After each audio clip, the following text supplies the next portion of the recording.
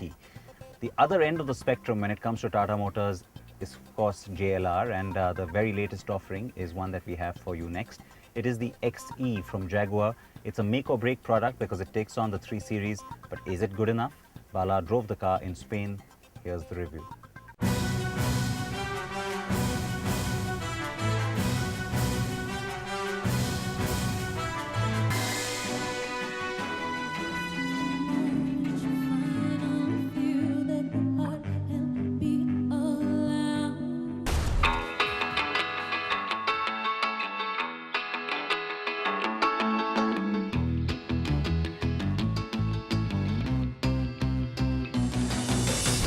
It's getting a lot of attention, and why not? It had a spectacular debut in London just a few days ago, and now the XE is here for the world to see. So we all know by now how crucially important the XE model is for Jaguar. With the numerous teaser campaigns, the Big Bang unveil on the banks of the Thames River, and the number of appearances it's already done at global motor shows. But the crucial question on everyone's minds is the driving dynamics of the XE. So let's not waste any more time. Let me just stop talking and start driving this baby Jag.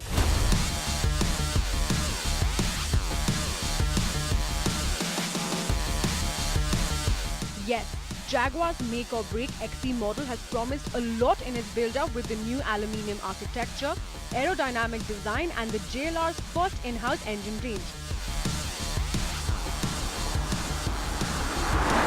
But basically, this is Jaguar's most affordable sedan with which it hopes to shore up volumes by attracting a wider and younger set of buyers. This will especially hold true in markets like the USA.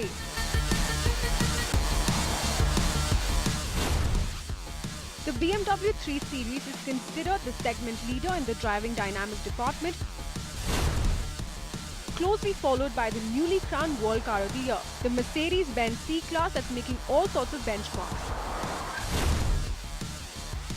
And then there's the next-gen Audi A4 that is also about to break cover.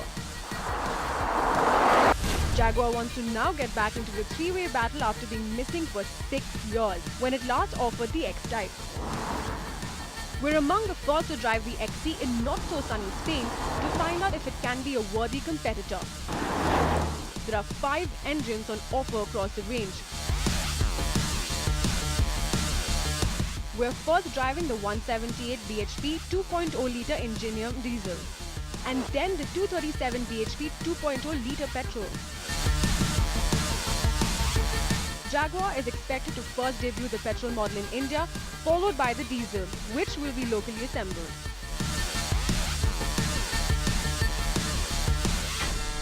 Now the first driving impression you get once you start driving the new diesel engine is how smooth and refined the engine feels.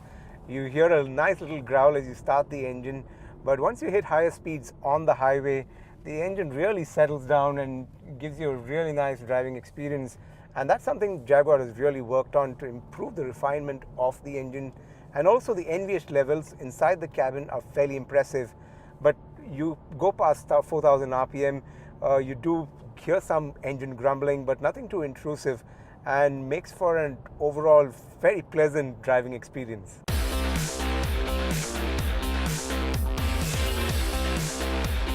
There is a generous 430 Nm of torque on this Ingenium diesel, and there isn't a surge of power but a more controlled and linear delivery. The 2-litre petrol XE2 is refined and much more agile to drive as it does pack a punch.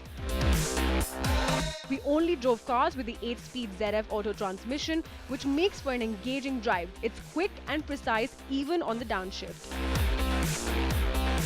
And it's this automatic gearbox that will make it to India next year, and not the 6-speed manual transmission that's on offer to other markets.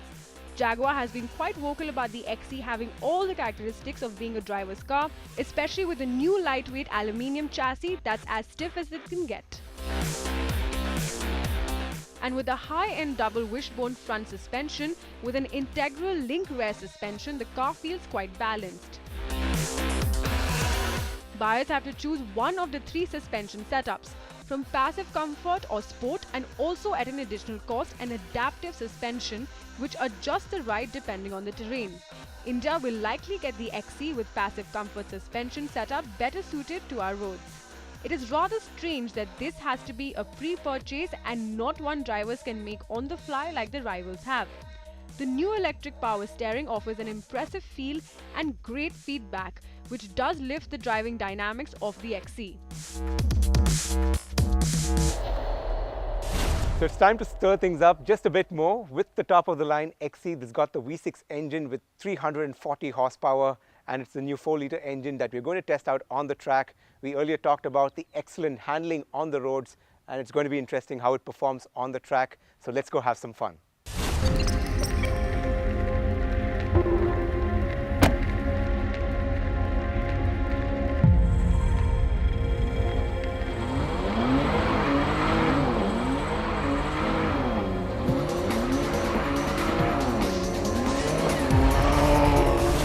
It was no coincidence that Jaguar did bring us here to the Navarra circuit in northern Spain to drive the F-Type convertible as well.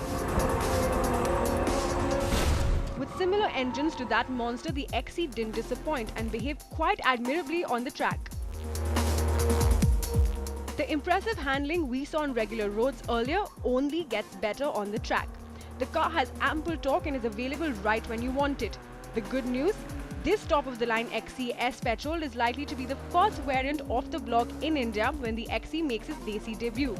On pure driving dynamics, the Jaguar XE excels, but falls slightly short of the BMW 3 Series.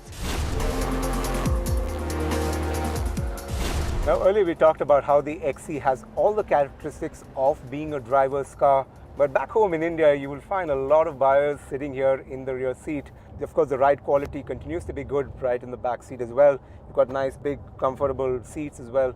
But as far as space goes, that's something that's just about sufficient here, especially with the headroom, with the sloping roofline not being much. And that could be a problem area for some buyers back home in India, at least the ones who have chauffeurs to drive a car like this.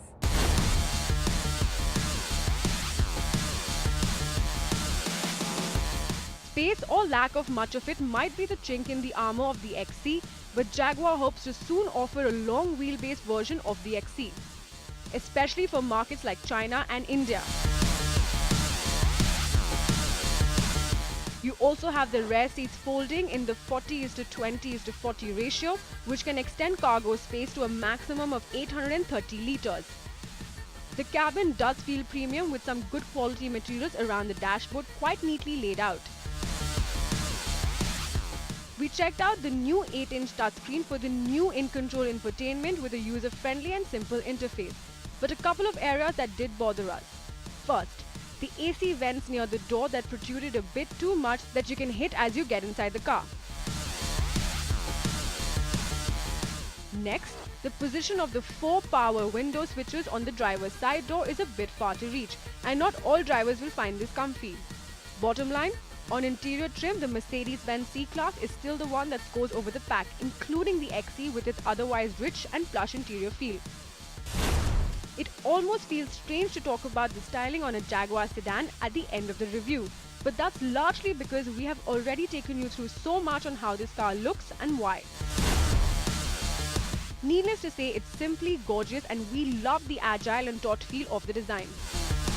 The XE is expected to arrive early next year after a likely Big Bang unveil at the Delhi Auto Expo in February. Jaguar is exploring the option of introducing the XE as a CKD rather than a CBU to give it more flexibility in pricing, especially the diesel variants. The BMW 3 Series is currently priced between 36 lakhs and 45 lakh rupees, while the Mercedes C-Class goes for 40 to 43 lakh rupees ex-showroom Delhi.